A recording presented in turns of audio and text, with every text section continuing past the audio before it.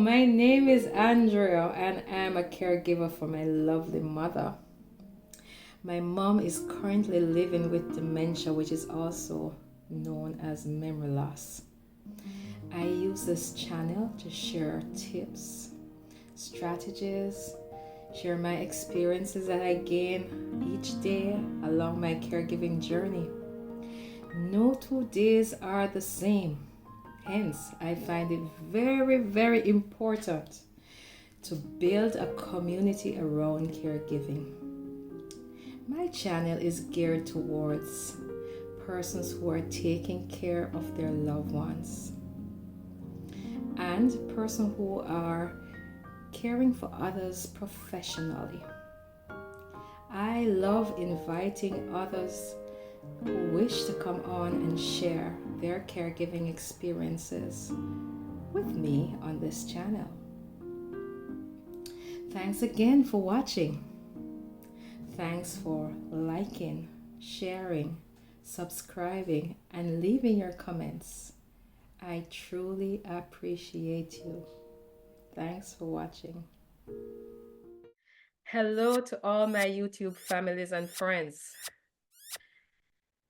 Thank you so much for joining me another week where we'll have discussions. And today I have my beautiful sister Stacy who is going to be helping me to delve into this topic of, I would want to call it denial. So lately I have been hearing of so many persons that we know that just seem to suddenly get ill and are impacted and have all of these health challenges. And when we talk about the health challenges, we're talking about the diabetes, dementia. Dementia is a big one. It's like almost everybody who we know that used to do so well is experiencing dementia. We're talking about cancers, hypertension, stroke. Stroke is a big one. So my sister is a nurse practitioner and I really brought her here and I want to welcome you, Stacy. Thank you. To my channel. I brought her here to help me to delve into the topic of this, how people, because of denial, how we sometimes brush things aside and find other excuses, and just to rap about it, from a health professional perspective. Welcome again, Stacy. Thank you. Thank you. So in terms of your denial, I think what we can first establish is that within the African American community, we are in denial of healthcare, period. It's goes way back until the Tuskegee Research, experiment and research. Yes. So, Black folks are really reluctant in seeking healthcare. One of the big misconceptions is that they try to fix it at home before they seek professional care. My advice to my patients is that the first signs that the body gives you, you need to, watch. But if it gives you a second sign, that doesn't mean that you should stay home and treat. You seek professional care. And I think that's one of the big issues within the African American minority community. They try to remedy it at home before seeking medical care. You've mentioned about Alzheimer's. Personally, we have all had someone who had a touch of forgetfulness. And we as family members tend to brush it off and say, oh, she just forgot or he just forgot something. But if you see that your loved one is continuously forgetting stuff, that's supposed to be a concern to you. And I want to stick a pin there. We're not even talking about your loved one. We're talking about yourself too. Yes, absolutely. Sometimes we look about people and we take care of them and we're not. It's like we put ourselves on the back burner. Absolutely. So, yeah. And as you know, I mean, early dementia doesn't come with an age. You have young people less than 50 years old that's having dementia, because you have very many types of dementia. And strokes too. Well, definitely. I mean, undiagnosed hypertension is one of the major issues. And, us Black folks, we don't like to take medication, especially men, because it interferes with erectile dysfunction. So, most men do not seek care when they have a massive headache, when they have a numbness in their arms. These are signs that the body gives you. I've had a patient who went to work, drove himself home, was having nausea, was having headaches, literally went home, was having numbness in the arm. Good thing about it, he took some aspirin and thinking it's going to go away. Went to sleep, fortunately woke up, but didn't seek medical care until another day with the same symptoms. Then he checked himself in the hospital, and so said, so done, he had a massive stroke. Yeah. And I'm seeing, and that one is so prevalent these days. And I'm talking with young people too. A lot Yes, of it young has people. no age limits, at all. And this guy he was not even 55. And unfortunately, he did not make it. Wow. Yeah, but we have to be more proactive, preventative, and say, yes, we were diagnosed. There's treatments. In terms of medications, some people try to do the herbal route. My thing too is that, you don't know how much of the herbal route you should be taking to help this disease. So yeah, and yeah, most of our loved ones, they rather do it herbally than rather, take a medication. But, my advice is we don't know the quantity of the herbs, how much herbs we should be taking. And most of these medications are derivatives from those herbs. So why not take the one that's, is FDA approved, and that it's, been researched and found to be effective. Yeah, and I was looking up some of the signs that we ignore. So we talk about higher or lower than normal temperatures, higher or lower than normal blood pressure and blood sugar, pains, fevers, weight loss. Weight loss. Oh, weight loss is a major, major sign that something is wrong. I mean, if you are a person who has not changed your diet, who is not working out, and is having massive weight loss, that's one of the biggest signs that there's something going on in the body. So you need to seek care. Yeah, and we talk about fatigue, diarrhea, coughing, stiffness, and you talk about the numbness in the arm, numbness in the legs too, are indication, back pain, all of those pains, memory Everything. lapses. The body gives you signs. I mean, the normal body, if you go about your business, you should not have any issues. Once you start having issues and it's not going away, then there's something wrong. So we and add to that to swelling, tenderness, headaches, dizziness. Dizziness is a big one as well.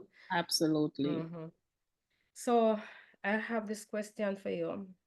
As a healthcare professional, do you find it more common in the intellectually inclined individuals, like the people who are well learned, being harder to accept that they are experiencing health challenges? Because a lot of us brush it aside, especially for dementia. I remember years back, my mom wasn't with me at that time, but my sister used to tell me that every time I take mom to the neurologist, and mommy has a PhD, so every time she took mommy to the neurologist, mommy would like study for these mini mental tests. So of course she went. I mean, the doctor could not be convinced that she was going through memory lapses. And so, because of her denial, and nothing is wrong with her memory, according to her, up to today, nothing is wrong with her memory, but she can't even remember what she just did a minute before. And so we are now stuck in this position here where we are treating or taking care of somebody who has dementia and is progressing. Well, it's funny thing that you said that, but yes, they said that most people who suffers from early dementia are people who are highly educated. That's the first thing to go is their brain. So yes, they are very manipulative. They are very structured in anything that you tell them. Like, mom, I'm going to take you to the doctor so that the doctor can check you up. Mm-hmm. They're already plotting in their brain Mm-hmm. what the doctor is going to ask them, how they're going to respond, Mm-hmm. and they will walk in, and that doctor to patient conversation, you would not believe the structure of the conversation, because you would think, wait a second, this is not the person that I have at home. Mm-hmm. And then the professional who doesn't know this person is going to say nothing is wrong with them. Precisely. But they literally study everything and come up with a plan. They're always planning, come up with a plan so they can beat you Mm-hmm. at your own game. Mm-hmm. Mm-hmm. Mm-hmm. And then the caregiver will say, oh my God, but that's not how they behave at home. But healthcare professionals, I believe, should listen to the caretaker Mm-hmm. because they're the ones who are experiencing it on a daily basis. Mm-hmm. Yes, you can do your test. You can do the mini mental test. You can do other, neurological exams, everything. But, take what the caregiver is giving you because they're the ones who are one-to-one experiencing Mm-hmm. this progress with their loved one.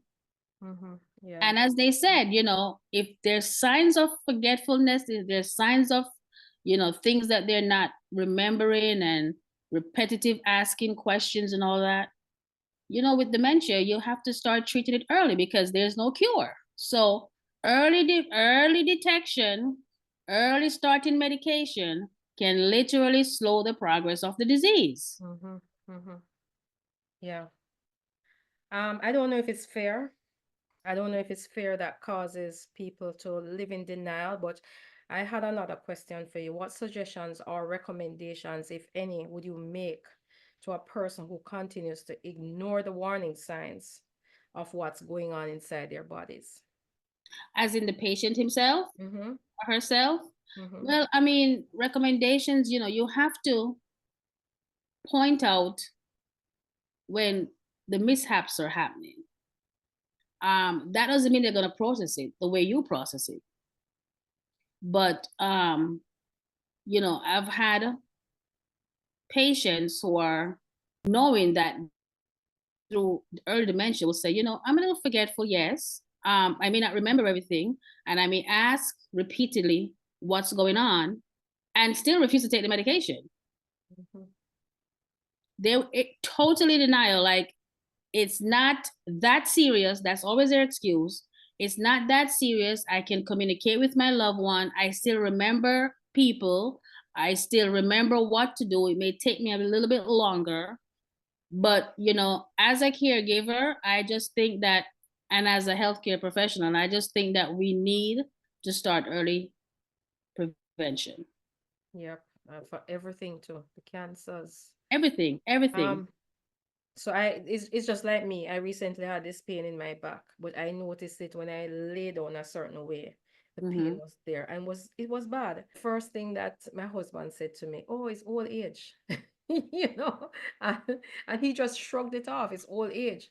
And a lot of us tend to do that, and it's really unfortunate, especially as you say, the black and the minorities. And then the other thing is I remember you telling me that the Caucasians, Oh, they they, don't play. They don't play. If their finger hurts, they're at the doctor. Anything. I mean, sometimes it's like really ridiculous, but you know what? It's better you get it professionally taken care of than just ignore it and says, "Oh my God, if I knew, I should have went to the doctor." Yeah. They don't play, my love. They come for any minute thing. Mm-hmm. Mm-hmm. Some are valid, some are not, but at least they seek care. So I Right. have to encourage my patients Mm-hmm. to seek care. In every time you encounter a patient, you always ask them their health screening. Are you up to date with your mammograms? Are you up to date with your colonoscopies? Are you up to date with your GYN exams? I've had patients who has not seen a GYN in 8 and 10 years. Yeah. I can't understand that. Who's never had a colonoscopy? And it's mostly, as you say, it's mostly us, and It's it's as if I mostly don't us. know. Yes, it's the fear. And I It's mean, the I don't fear. know. And you just have to keep preaching it. Mm-hmm. Preaching prevention, preaching prevention.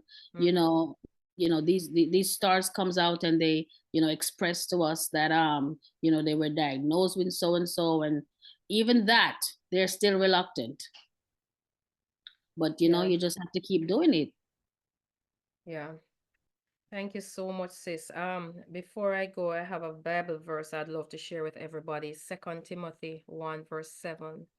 Popular verse, for God hath not given us the spirit of fear, but of power and of love and of a sound mind.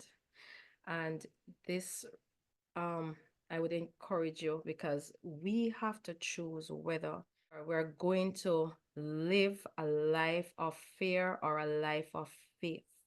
We Hmm. need to decide, and we need to remember that fear paralyzes and faith mobilizes. Absolutely. So that's my encouragement for everyone today. And I thank you all again for joining me.